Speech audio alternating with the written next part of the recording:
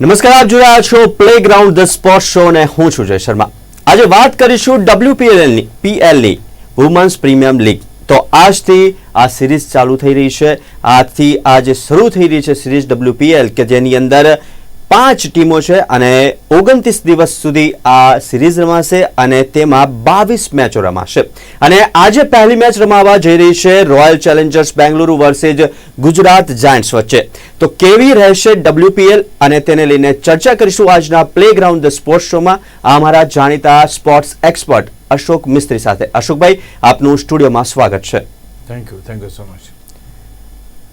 અશોકભાઈ, આપણે WPL ની ચર્ચા શરૂ કરીએ તે પહેલા જોઈએ એક ખાસ રિપોર્ટ. આજથી વડોદરામાં શરૂ થશે વિમેન્સ પ્રીમિયમ લીગની ત્રીજી સિઝન. પ્રથમ સિઝનમાં કેપ્ટન હરમનપ્રીત કૌરના નેતૃત્વમાં મુંબઈ ઇન્ડિયન્સ ચેમ્પિયન્સ બની હતી, જ્યારે બીજી સિઝનમાં સ્મૃતિ મંધાનાની રોયલ ચેલેન્જરે બાજી મારી હતી અને હવે ત્રીજી સિઝન આજથી શરૂ થઈ રહી છે. ત્યારે તમામ 5 ટીમને દાવેદાર માનવી પડે તેવી સ્થિતિ ઊભી થઈ છે. 5 ટીમો વચ્ચે કુલ 22 મેચો રમાશે, જેમાં 20 લીગ મેચો, એક એલિમિનેટર અને એક ફાઇનલનો સમાવેશ થાય છે.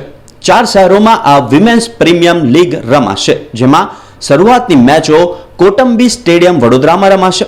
આજની પ્રથમ મેચ ગુજરાત જાયન્ટ્સ અને રોયલ ચેલેન્જર બેંગલુરુ વચ્ચે સાંજે 7 વાગે રમાશે. અત્યાર સુધી રમાયેલ બંને સિઝનમાં કોઈ પણ સદી જોવા નથી મળી.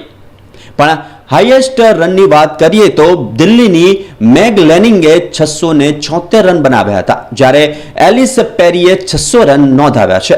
સૌથી વધુ વિકેટો સોફી એક્સલન્ટને ઝડપી હતી. આજથી શરૂ થઈ આ રોમાંચક T20 લીગની ફાઇનલ મુંબઈના બેબ્રોન સ્ટેડિયમ પર રમાશે. અન્ય શહેરો છે બેંગલુરુ અને લખનૌમાં પણ આ મેચો રમાશે. તો ટુર્નામેન્ટની ફાઇનલ 15મી માર્ચે રમાશે. તો આજથી શરૂ થઈ રહી છે WPL સિરીઝ અને તે જ મુદ્દે આપણે ચર્ચા કરીશું અશોક મિસ્ત્રીભાઈ સાથે. અશોકભાઈ, સૌથી પહેલા એક સવાલ કે IPL થી તો સૌ કોઈ કનેક્ટેડ છે અને IPLની જ્યારે મેચો આવે ત્યારે લોકોની અંદર એક આનંદ ઉત્સાહ જોવા મળતો હોય છે. તો હવે વિમેન્સ પ્રીમિયર લીગની શરૂઆત થઈ રહી છે, સિઝન 3ની આજથી શરૂઆત થઈ રહી છે. તો IPL જેટલો જ પ્રતિભાવ મળશે WPL ને અને કેવો રહેશે રોમાંચ અને ઉત્સાહ? આમ જોવા જાવ તો વિમેન્સ પ્રીમિયર લીગની શરૂઆત થઈ 3 વર્ષ પહેલાં, એટલે કે ત્રીજી સિઝન છે. પહેલી સિઝનની સેમિફાઇનલ અને ફાઇનલમાં મુંબઈ ગયો હતો. ત્યાં આગળ પ્રેક્ષકોનો ધસારો જબરજસ્ત હતો અને જેને કહી શકાય કે એક માહોલ બનતો હતો કે જ્યારે શોર્ટ ફોર્મેટ ક્રિકેટ રમવા માટે એ ચાહે મેન્સ હોય કે વિમેન્સ હોય એટલો જ પ્રતિભાવ મળે એવો પ્રતિભાવ ત્યાં જોવા મળ્યો હતો. અલગ અલગ જગ્યાએ જ્યારે આજે રમાવાની છે મેચો, કારણ કે 4 લોકેશન છે, 4 લોકેશન્સ ઉપર 4 શહેરોમાં રમાશે. એમાં મુંબઈ છે, બેંગ્લોર છે, લખનઉ છે અને વડોદરા છે. એટલે આ 4 સ્ટેડિયમ પર કેવો પ્રતિભાવ મળે છે એ જોવાનું રહેશે. આમ તો શરૂઆતની મેચોમાં અથવા તો લીગ મેચો જેને કહી શકાય એમાં એટલું સારું ક્રાઉડ જોવા ન મળે એવી શક્યતાઓ નકારી ના શકાય. પણ જે રીતે જ્યારથી નોકઆઉટ રાઉન્ડ શરૂ થાય છે, કારણ કે આમાં જે 5 ટીમો રમવાની છે, 20 મેચો લીગની રમશે લોકો, અને એમાંથી જે ટોચની 2 ટીમો હશે એમાંથી પહેલી જે ટીમ છે સીધી ફાઇનલમાં જશે અને બીજી અને ત્રીજી વચ્ચે એક એલિમિનેટર રમાશે અને એ એલિમિનેટરના વિજેતા 15મી માર્ચે ફાઇનલ રમશે. તો અહીંયા આગળ જોવા જઈએ તો એ વખતે તો ડેફિનેટ વાત છે કે ક્રાઉડ રહેવાનું છે અને પબ્લિક રહેવાની છે. અત્યારે આપણને જે રીતે આજના સમાચાર મળી રહ્યા છે, ઉત્સાહ તો છે, નો ડાઉટ અબાઉટ ઇટ. પણ વિમેન્સ પ્રીમિયર લીગ અને IPL આ બેમાં થોડોક આપણે ફેર બેઝિક સમજવું જોઈએ કે એક ટુર્નામેન્ટ છે જે એસ્ટાબ્લિશ થઈ છે, ઘણા બધા વર્ષોથી રમાય છે અને આ ટુર્નામેન્ટ એના પગલે એટલે કે IPLના પગલે શરૂ કરી વિમેન્સ પ્રીમિયર લીગ. અને એ વિમેન્સ પ્રીમિયર લીગની અંદર ભારતના ખેલાડીઓ છે, ઇંગ્લેન્ડના ખેલાડીઓ છે, ઓસ્ટ્રેલિયાના ખેલાડીઓ છે, સાઉથ આફ્રિકાના ખેલાડીઓ છે. આ દરેકે દરેક દેશમાંથી આવનાર ખેલાડીઓ એમાં ભાગ લઈ રહ્યા છે. એટલે એમ કહી શકાય કે વૈશ્વિક ક્રિકેટ જો વિમેન્સનું ખરેખર જોવું હોય તો એના માટે વિમેન્સ પ્રીમિયર લીગ જોવી મહત્ત્વની બની જાય છે. કારણ કે દરેકે દરેક ટીમના જે કેપ્ટન છે એમાં પણ ઘણા બધા ફોરેન ખેલાડીઓ છે. જ્યારે અત્યાર સુધી આપણા જે વિમેન્સ એટલે કે મહિલા ખેલાડીઓ છે એ ટીમ સામે રમતા હતા. આજે એ ટીમના ખેલાડીઓને સાથે લઈને એમની સાથે રમવાનું છે. See there are two things happening. એક તો તમે વર્લ્ડ ચેમ્પિયન ટીમો સામે રમતા હો અને હારી ગયા હોય, એ વર્લ્ડ ચેમ્પિયન ટીમો સામેના જે મહત્ત્વના ખેલાડીઓ છે એ મહત્ત્વના ખેલાડીઓ સામે ભારતની મહિલા ખેલાડીઓ રમે છે. એવી વાત કહેવાનો કોઈ આશય નથી કે મહિલા ક્રિકેટ આપણું જબરજસ્ત નથી. વી આર ડુઈંગ વેલ. પણ જે વખતે ટાઇટલ્સની વાત આવે, જે વખતે વર્લ્ડ કપ જીતવાની વાત આવે, તો ક્યાંક વિમેન્સની જે ટીમ છે એ સિદ્ધિ મેળવી શકી નથી. તો ક્યાંક આપણને એમ લાગે. પણ હા, લોકોને જ્યારે જોવાની વાત છે, લોકોને વૈવિધ્ય ગમે છે. કોઈ પણ વસ્તુમાં તમે વૈવિધ્ય હોય તો એ વસ્તુ લોકપ્રિય થાય. દ્વિપક્ષીય શ્રેણીની T20 મેચો તમે વિમેન્સની હોય તો એમાં જોવા જનારા પ્રેક્ષકો બહુ ઓછા હોય છે. ટુ બી પ્રિસાઇઝ બહુ જ ઓછા હોય છે. પણ એ જ વસ્તુ જ્યારે તમે વિમેન્સ પ્રીમિયર લીગમાં લાવો છો તે વખતે એમાં જોવા જનારાની સંખ્યા વધી જાય છે. કારણ એવું છે કે તમે વર્લ્ડ ક્લાસ પ્લેયર્સને આ IPL WPLમાં સમાવે છે. એટલે એને કારણે આખી જે મેચ જોવાની વાત હોય કે રમવાની વાત હોય તો એમાં એક નવીનતા જોવા મળે છે. બીજું કે તમામે તમામ વિશ્વના દરેક ખેલાડીઓ એક ટીમમાં એક ટીમ તરીકે કેટલું સારી રીતે રમી શકે છે એટલી જ એ ટીમની જીતવાની શક્યતાઓ પણ વધી જાય છે. IPL જેટલી લોકપ્રિય તો ના કહી શકાય, પણ વિમેન્સ પ્રીમિયર લીગ ધીરે ધીરે પોતાનો પગ જમાવી રહી છે એમ કહેવામાં કોઈ અતિશયોક્તિ નથી. કારણ કે મને યાદ છે કે ગઈ સિઝન જોઈ લો તમે કે 2023ની સિઝન જોઈ લો, it was a fantastic event અને એને જબરજસ્ત પ્રતિસાદ મળ્યો હતો. પહેલી તો સિઝન જાણે મુંબઈમાં જ રમાઈ હતી, એટલે એ પ્રકારની સ્થિતિ હતી. પછી જ્યારે ધીમે ધીમે હવે now it is spreading to other cities. જ્યારે બીજા શહેરોમાં આ ટુર્નામેન્ટ જઈ રહી છે એટલે એમ કહી શકાય કે વિમેન્સ ક્રિકેટનો વ્યાપ એ મુંબઈથી વધીને અથવા તો ત્યાંથી શિફ્ટ થઈને it is going to other cities. Delhi ગયો, ત્યાર પછી બેંગ્લોરની વાત કરો, લખનૌની વાત કરો, તો આ રીતે એ સ્પ્રેડ થઈ રહ્યું છે. એટલે હું માનું છું કે વિધિન એ શોર્ટ સ્પાન એટલે 1-2 વર્ષનો સમય જવા દઈએ તો હું માનું છું કે વિમેન્સ પ્રીમિયર લીગ પણ એ IPL જેટલું જ એક મોટું પ્લેટફોર્મ બની રહેશે. નંબર 1. બીજું કે તમને ખેલાડીઓ શોધવામાં તકલીફ નહીં પડે, બિકોઝ દરેક IPLમાંથી જેમ આપણને લગભગ 20-25 ખેલાડીઓ મળી રહે છે એમ વિમેન્સ ક્રિકેટમાંથી પણ એવા ખેલાડીઓ આપણને મળી શકે છે. એટલે ક્યાંક ને ક્યાંક વિમેન્સ ખેલાડીઓની પ્રતિભા જે છે એ પ્રતિભા બહાર નીકળે અને ત્યાંથી એ લોકો નેશનલ ટીમ સુધી પ્રગતિ કરે. તો આ બધું શક્ય છે. બિકોઝ આજે તમે ઓસ્ટ્રેલિયાની કેપ્ટન જે છે એ ઓસ્ટ્રેલિયન કેપ્ટનના હાથ નીચે તમે રમો છો. વિચાર કરો તમે કે વર્લ્ડ ચેમ્પિયન મળેલી ટીમ છે એનો કેપ્ટન એ તમારો કેપ્ટન છે. આજે એની રણનીતિ શું છે, કઈ રીતે વિચારે છે, કઈ રીતે ક્રિકેટ રમે છે, એ લોકો કઈ રીતના ફિલ્ડિંગ ગોઠવે છે, કઈ રીતના રણનીતિ બનાવે છે, આ બધી જ વસ્તુઓ તમને શીખવા મળે તો બીજા ખેલાડીઓને શીખવા મળે. એટલે IPLની અંદર જે રીતે આપણે જોઈએ છે કે બધા દિગ્ગજ ખેલાડીઓ અહીંયા આવે છે અને જબરજસ્ત ક્રિકેટ રમે છે, એ પ્રમાણે વિમેન્સ પ્રીમિયર લીગના ખેલાડીઓ પણ જોરદાર છે, જબરજસ્ત છે. વિમેન્સ ક્રિકેટર ઓફ ધ યરના ખિતાબો જીતેલા ઘણા બધા વ્યક્તિઓ છે. સ્મૃતિ મંધાના હમણાં જેને એવોર્ડ આપવામાં આવ્યો છે. તો હું માનું છું કે એક રોમાંચક ક્રિકેટ છે અને જ્યારે કોમ્પિટિટિવ અને રોમાંચક ક્રિકેટ હોય માત્ર 20 ઓવરનું ક્રિકેટ છે એટલે it's like a picnic to go to the stadium and watch the match. એક વસ્તુ ચોક્કસ અહીંયા કહેવી પડે કે જો તમારે વિમેન્સ પ્રીમિયર લીગને પણ એટલું એસ્ટાબ્લિશ અથવા તો એટલું જબરજસ્ત કરવું હોય તો તમારી રમત પણ તમારે એ પ્રકારની બતાવવી પડશે.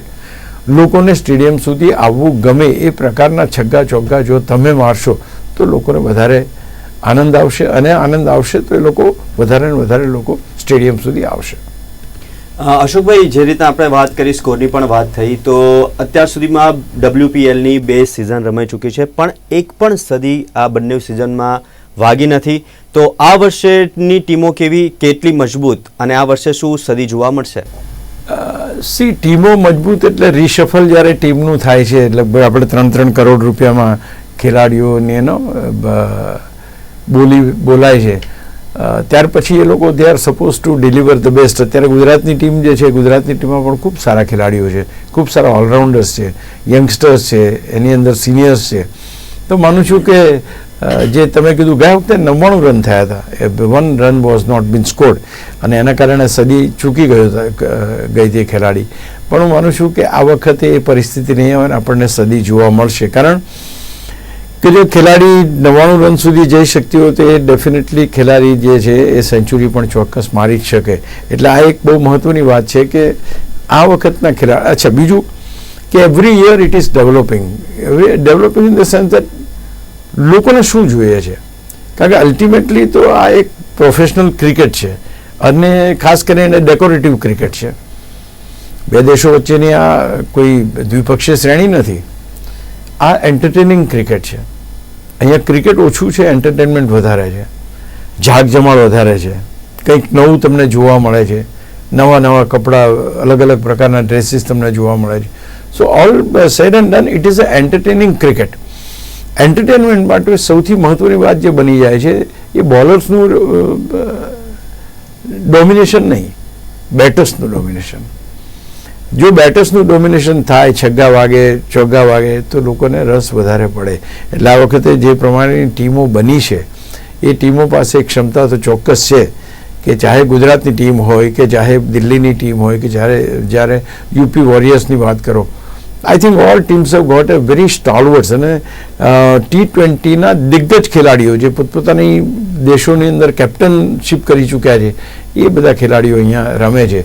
એટલે આ વખતે સેન્ચુરી પણ જોવા મળશે. અને ખાસ કરીને તો જ્યારે ગુજરાતમાં આટલી મેચો રમાવાની છે, 7-8 મેચો શરૂઆતની ગુજરાતમાં છે, તો ગુજરાતમાં પણ એવા કંઈક રેકોર્ડ બને અને કોટંબી સ્ટેડિયમ પર જે આટલી મોટી ટુર્નામેન્ટ પ્રથમવાર આયોજન થઈ રહી છે, તો આપણે એમ ઈચ્છીએ કે આ સ્ટેડિયમનું નામ પણ ઘણા બધા વિમેન્સ પ્રીમિયર લીગના રેકોર્ડ્સની સાથે જોડાય કે જેથી કરીને વર્ષો સુધી એને યાદ કરી શકાય. જી અશોકભાઈ, આપણે સ્કોરિંગની વાત કરી, ટીમની વાત કરી. હવે પ્રથમ સિઝનમાં મુંબઈ, સેકન્ડ સિઝનની અંદર આરસીબી, ને હવે ત્રીજી સિઝનમાં કઈ ટીમ મજબૂત લાગી રહી છે? બહુ તમારી સાચી વાત છે. ગુજરાત જાયન્ટ્સની જે રીતે વાત કરીએ, આપણા જે રિસન્ટ જે છે બેથ મુની છે, વોલ્વેટ છે, એની અંદર હર્લિન દેઓલ છે, ખાસ કરીને એસ્લે ગાર્ડનર છે, આ બધી જે ખેલાડીઓ છે એ વૈશ્વિક ફલક ઉપર જોરદાર કામ કરી ચૂકી છે. એવી ખેલાડીઓ અત્યારે ગુજરાતની ટીમમાં લેવામાં આવી છે. એની સાથે જે તનુજા કન્વર કરીને જે બોલર છે એ પણ છે. એટલે અહીંયા ગુજરાત જાયન્ટ્સની ટીમ મને આ વખતે વધારે, પહેલાં એ ટીમના નામે એવા બધા રેકોર્ડ છે કે સૌથી ઓછા છગ્ગા આ ટીમે માર્યા છે, સૌથી ઓછો સ્કોર એ ટીમનો થયો છે. આ બધાની વચ્ચે આ વખતે જે ટીમનું કોમ્બિનેશન છે એમાં ખાસ કરીને બેથ મુની છે અને લોરા વોલ્વેટ અને હર્લિન દેઓલ, ડોટિન અને ત્યાર પછી એસ્લે ગાર્ડનર, આ 5-6 ખેલાડીઓ વૈશ્વિક ફલક પર, વર્લ્ડ કપમાં પણ જોરદાર શાનદાર પ્રદર્શન એ લોકોએ કર્યું છે. એટલે આ વખતે ગુજરાત જાયન્ટ્સ, જો આજે પહેલી મેચ છે, આજે પહેલી મેચમાં ખબર પડશે તમને કે ખરેખર શું છે, કારણ કે આજે પહેલી મેચ રમવાની છે આરસીબી જોડે. આરસીબી એટલે રોયલ ચેલેન્જર બેંગ્લોર, ગયા વખતનું ચેમ્પિયન. તો સ્મૃતિ મંદાનાની ટીમ છે, 3 કરોડ પ્લસમાં એ ખેલાડીઓ વેચાયા છે. તો હું માનું છું કે બંને ટીમો જોરદાર છે, પણ હું માનું છું કે આ વખતે પહેલી વખત મુંબઈ ચેમ્પિયન બન્યું, કારણ કે મુંબઈની પાસે જે એક્સપર્ટીઝ હતી, મુંબઈની પાસે જે નોલેજ, બાકીની કોઈ ટીમ પાસે હતું નહીં. એટલે પહેલા વખતે જ્યારે પહેલી ટુર્નામેન્ટ WPL રમ્યા પછી લાગ્યું કે ઓકે, અને આ રીતે આપણે રિશેપ કરી શકીએ છીએ. Second time there was Bangalore who was the champion. એટલે તમે જો અહીંયા ચેમ્પિયનશિપ રિપીટ થઈ નથી 2 વર્ષમાં. એટલે આપણે આશા રાખીએ કે આ વખતે એક નવી ચેમ્પિયન ટીમ બને એવી અપેક્ષા રાખીએ તો ગુજરાતનો નંબર આગળ આવે છે. દિલ્હીની ટીમ પણ સારી છે, યુપીની ટીમ પણ સારી છે, મુંબઈની સારી છે, બેંગ્લોરની સારી છે, બધી ઓલ ટીમ્સ આર ગુડ. પણ ક્યાંક આ વખતે જે વધારે મજબૂત બનતી જો ટીમ હોય તો એ ટીમમાં મારા દ્રષ્ટિએ ગુજરાતનો નંબર લાગી શકે છે. આ વખતે ગુજરાતનો નંબર લાગી શકે છે આ વખતે દમદાર ટીમની અંદર. તો હવે ટીમોની વાત કરીએ તો દિલ્હીની મેગ લેનિંગ, ગુજરાતની એસ્લે ગાર્ડનર, મુંબઈની હરમનપ્રીત કૌર, યુપી વોરિયર્સની દીપ્તિ શર્મા અને આરસીબીની સ્મૃતિ મંધાના, કઈ કેપ્ટન કેટલી મજબૂત? આ એક બહુ જ મહત્વનો સવાલ એટલા માટે છે કે એક તો તમે એવા કેપ્ટન્સ, એવા ખેલાડીઓ રાખ્યા છે કે જે પોતપોતાના દેશમાં કેપ્ટન હોય ને વર્લ્ડ કપ પણ જીત્યા હોય ને બહુ જોરદાર પ્રદર્શન પણ કર્યું હોય, એટલે એ ખેલાડીઓ છે. બીજી બાજુ તમારી પાસે છે ભારતની કેપ્ટન હરમનપ્રીત કૌર અને સ્મૃતિ મંદાના આ બંને પણ કેપ્ટન્સ છે. એટલે આ પણ કેપ્ટન્સ જે છે એમણે એક સારી ટીમને આગળ વધારવામાં બહુ મજબૂત પોતાનું યોગદાન આપ્યું છે. મેં તમને કહ્યું કે જે રીતે ગુજરાતની ટીમ આગળ વધી રહી છે, જે રીતે ગુજરાતની ટીમ આ વખતે કરી રહી છે, એટલે એની જે કેપ્ટન છે એને આપણે મજબૂત માનવી પડે. કારણ કે ગાર્ડનરે ગયા વખતે પણ બહુ જોરદાર પ્રદર્શન કર્યું હતું by the batting and by bowling બંને. તો એ ટીમને હું મારી દ્રષ્ટિએ મજબૂત માનીશ. બાકીની ટીમો મજબૂત નથી એવું માનવાની જરૂર નથી, કારણ કે કેપ્ટન રણનીતિ બનાવે છે, એને અમલમાં એની ટીમ મૂકે છે. એટલે એક કેપ્ટનને સ્ટ્રોંગ કેપ્ટન બનાવવા માટે 10 બીજા ખેલાડીઓની જરૂર પડે છે અને એક પોતે. એટલે તમે ભલે ગમે તેટલો સ્ટ્રોંગ તમારો કેપ્ટન હોય, પણ જો તમારી પાસે સૈનિકો જે છે સૈનિકો એટલા બધા મજબૂત ના હોય તો એ કેપ્ટન જીતી ના શકે. એટલે અહીંયા પણ એવું જ છે કે તમારી પાસે સ્મૃતિ મંદાના છે કે જે ગયા વખતે ટીમને ચેમ્પિયન બનાવી હતી. તમારી પાસે હરમનપ્રીત કૌર છે કે જેણે મુંબઈને ચેમ્પિયન બનાવી હતી. તો આ તો બે ચેમ્પિયન. પછી બીજી જે ગાર્ડનર છે તો એની ટીમના બહુ જોરદાર એ છે. ત્યાર પછી બીજા જે ખેલાડીઓ છે કે જે પોતાના ટીમની કેપ્ટન છે એ લોકો અહીંયા છે. તો હું માનું છું કે આ વખતે ગુજરાતનું કેપ્ટન મીન્સ કે ગુજરાતની કેપ્ટન મને વધારે મજબૂત લાગે છે એસ્લે ગાર્ડનર.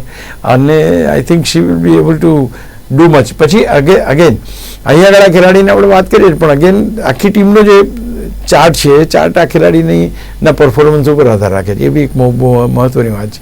એટલે એ પણ જોવું પડે કે ભાઈ એ ખરેખર કેપ્ટન છે, એ સારું રમે છે કે નહીં. કારણ કે હાઈએસ્ટ રન પણ એને બનાવે છે, હાઈએસ્ટ વિકેટ પણ એને લીધી છે અને કેપ્ટન પણ છે. તો અહીંયા આગળ 3 તેવડી ભૂમિકા છે એની. બોલર તરીકેની છે, બેટર તરીકેની છે અને કેપ્ટન તરીકેની છે. એટલે આ બધી પરિસ્થિતિમાં જો તમારી ટીમ તમને મજબૂત મીન્સ કે ટીમ મજબૂત કરતા હું તો કહું છું પરફોર્મિંગ ટીમ હોય.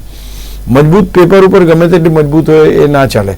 1983માં વેસ્ટ ઇન્ડિઝની ટીમ જબરજસ્ત હતી પણ તોય ભારત એને હરાવી દીધી હતી. એટલે એવું મજબૂત નહીં, પરફોર્મ કોણ કરે છે, who is performing on that particular day, એ બહુ અગત્યનું છે. અને એ કદાચ આ વખતે મને લાગે છે કે Gujarat Giants is heading in the list. એમનું એવું નથી કે દિલ્હીની ટીમ ના જીતી શકે કે મુંબઈને ના જીતી શકે, એવરી ટીમ ઇઝ ગુડ. પણ અગેન મેં કહ્યું એમ કે જેનું પરફોર્મન્સ એટલે હવે પહેલી મેચથી ખબર પડશે.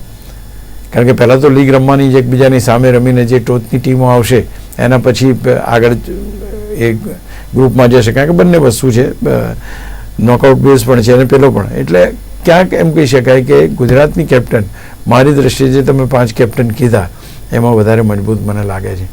ગુજરાતની કેપ્ટન મજબૂત લાગે છે. અશોકભાઈ, હવે આપણે કેપ્ટનની વાત કરી, ટીમની વાત કરી, હવે થોડીક સ્કોરબોર્ડની વાત કરીએ તો દિલ્હીની કેપ્ટન મેગ લેનિંગે 672 રન માર્યા છે. આરસીબીની એલિસ પેરીએ 19 મેચોમાં 600 રન માર્યા છે, જ્યારે દિલ્હીની સેફાલીએ 561 રન સાથે ત્રીજા સ્થાને છે. તો કઈ ટીમને કેટલો ફાયદો? પહેલી વસ્તુ કે જ્યારે તમે ટોચના 5 ખેલાડીઓની કમ્પેરિઝન કરતા હોય કે ભાઈ ટોચના 5 ખેલાડીઓ કોણ છે, તો એની અંદર જે ટીમના તમને 2 કે 3 ખેલાડીઓ એની અંદર દેખાય એનો અર્થ એ થયો કે એમની બેટિંગ લાઇનઅપ જોરદાર છે. એટલે ખાસ કરીને બેટિંગ લાઇનઅપ જેની જોરદાર હોય અથવા તો એક જ ટીમની 3 ખેલાડીઓ આપણને ટોપ 5માં જોવા મળતી હોય એનો અર્થ એ થયો કે પ્રીમિયર લીગ જેવી જે ટુર્નામેન્ટ છે એમાં રમવાનો એને અનુભવ છે. પરદેશમાં પણ બીજી ટુર્નામેન્ટ આવી રમાયા જ છે. એટલે એ તમને અહીંયા કામ લાગવાનો છે કે તમે કઈ રીતે રન કરવા, ચોગ્ગા છગ્ગા ક્યારે મારવા, કેટલા ઓવર્સનો પાવર પ્લે હોય, કેટલા ઓવર્સમાં તમે ફિલ્ડરના રિસ્ટ્રિક્શન્સ હોય, આ બધી વસ્તુ જે સારી રીતે જાણે અને બાવડા ઉચકી શકે. મીન્સ કે they've to go for the shots now. છગ્ગા મારવાની તાકાત જેના વાવડામાં હોય એ ખેલાડીઓમાં વધારે એ થાય. એટલે હું માનું છું કે ટોચની ટીમો જે ટીમ મુંબઈ ઇન્ડિયન્સ પાસે બહુ સારા એ છે, દિલ્હી પાસે પણ સારા છે, ગુજરાત પાસે પણ સારા બેટર્સ છે. પણ અગેન ચેમ્પિયન ટીમ બની છે મુંબઈ, તો મુંબઈના ખેલાડીઓનો બોન્ડ તમને અલગ જોવા મળશે. એ જ પ્રમાણે આરસીબીનો જે બોન્ડ છે અલગ જોવા મળશે, કારણ કે ગયા વખતે ચેમ્પિયન બની ચૂકી ટીમો છે. આ વખતે એ લોકોના આત્મવિશ્વાસને ચોટ પહોંચાડીને જ જીતવાનું છે. એટલે they have to try very hard. અને એમાં પાછું તમારું નસીબ પણ એમાં જોઈએ, તમે એલિમિનેટરમાં આવો છો કે તમે ટોચની ટીમ તરીકે આવો છો. કારણ કે આમાં એવું છે કે ટોચની જે ટીમ છે it will go straight to the final. બીજી ને ત્રીજી જે હશે ટીમો એને તો ફરી ભટકાવવાનું એકબીજાની સામે. અને પછી એમાંથી જે જીતે ત્યાર પછી. એટલે અહીંયા નસીબ પણ છે, રમત પણ છે, કેપ્ટન્સી પણ છે, ટીમ ઇવેન્ટ તરીકે જો મેચ રમાય તો આઈ થિંક બધા. અને સૌથી મહત્વની વાત, મજબૂત ખેલાડી, છગ્ગા મારી શકે એવો ખેલાડી એ ક્યાંક ને ક્યાંક તમને વધારે હેલ્પફુલ આની અંદર થાય. એટલે 5 ટીમોમાં ગુજરાત જાયન્ટ્સની ટીમ મજબૂત છે, આપણે અત્યારે કહી રહ્યા છીએ. મુંબઈ ચેમ્પિયન બની ચૂકી છે, એ પણ મજબૂત ટીમ છે. આરસીબીની ટીમ લાસ્ટ યરની ચેમ્પિયન છે, એ પણ મજબૂત. દિલ્હી હજુ સુધી, દિલ્હી ને યુપી હજુ સુધી જીતી નથી શક્યા, એટલે they are putting in their all efforts. અને ગુજરાત કે કોઈ પણ હિસાબે આ ટુર્નામેન્ટ જીતવી છે. એટલે હવે જંગ જોવાનો છે કે ભાઈ આરસીબી ટાઇટલ જાળવી રાખે છે કે પછી મુંબઈ ઇન્ડિયન્સ ફરી એકવાર ટાઇટલ જીતવામાં સફળ થાય કે પછી એક નવી ટીમ એ ચેમ્પિયન બને છે. આ જોવાની બહુ મજા આવશે. નવી ટીમ કોણ બનશે ચેમ્પિયન એની વાત કરવીશું આપણે. અશોકભાઈ, આપણે સિરીઝ 3નું એનાલિસિસ કર્યું, સાથે બેટર્સની વાત કરી, કેપ્ટન્સની વાત કરી. હવે બોલર્સ પર આવીએ તો યુપીની એક્સલન્ટે 27 વિકેટો લીધી છે, સાથે જ મુંબઈની ઈશાકે 24, મુંબઈની મેન્ઝુકે 23 અને મુંબઈની જ કેરે 22 વિકેટો લીધી છે. એટલે કે મુંબઈની ટીમની અંદર સૌથી વધારે સારા બોલર્સ કહી શકાય, જે પ્રમાણે આંકડા છે. તો મુંબઈનો બોલિંગ એટેક મજબૂત કહી શકાય. બહુ સાચી વાત. તમારે અત્યાર સુધીમાં જે બોલર્સની તમે સૂચિ છો એમાં 3 કે 4 ખેલાડીઓ એ મુંબઈના છે. It's very crucial. પણ એની સાથે સાથે, કારણ કે બોલિંગ તો સારી છે તમારી, પણ તમે જીતી શકતા નથી, ચેમ્પિયન બની શકતા નથી. It means the batting is not supportive. એટલે સારી બોલિંગને સપોર્ટ મળવો જોઈએ સારી બેટિંગનો, અને એ સપોર્ટ જ્યારે મળે તો જ તમે કોઈ પણ હિસાબે આગળ વધી શકો. બટ યસ, તમે જેમ આપણે પહેલાં જોયું કે ભાઈ બેટ્સમેન જે સૌથી વધારે રન બનાવ્યા છે એ તમારી પાસે મેકલેનિન લઈ લો કે બાકીની ખેલાડીઓ લઈ લો, દે આર પાવરફુલ. તો અહીંયા આગળ બોલિંગ સાઈડમાં મુંબઈની પાસે બહુ સારા બોલર છે, અને એ સારા બોલર્સને કારણે they are making there on identity. હવે અહીંયા ધારો કે હરમનપ્રીત કૌર ગયા વખતે ગઈ સિઝનમાં એટલી બધી ન ચાલે, એ એક બેટર તરીકે જો જામે ચાલે તો પછી જો તમારી પાસે સારા બોલર્સ હોય અને જો સારી બેટિંગ થાય તો તમને ચેમ્પિયન બનતા કોઈ રોકી ના શકે. It is an added advantage કે તમારી પાસે એ ટોપ 5ના બોલર્સ તમારી ટીમમાં તમે સમાવ્યા છે. તો અશોકભાઈ, WPLની આજથી 3જી સિઝન ચાલુ થઈ રહી છે, અને ખાસ કરીને આપણે એનાલિસિસ કર્યું, કેપ્ટન્સની વાત કરી, બેટર્સની વાત કરી, બોલર્સની વાત કરી. તે બદલ આપનો ખૂબ ખૂબ આભાર અમારી સાથે જોડાયા. તો WPL આજથી શરૂ થઈ રહી છે 3જી સિઝન, અને તેની એક અપડેટ માટે જોતા રહો પ્લેગ્રાઉન્ડ ધ સ્પોર્ટ્સ શો. નમસ્કાર.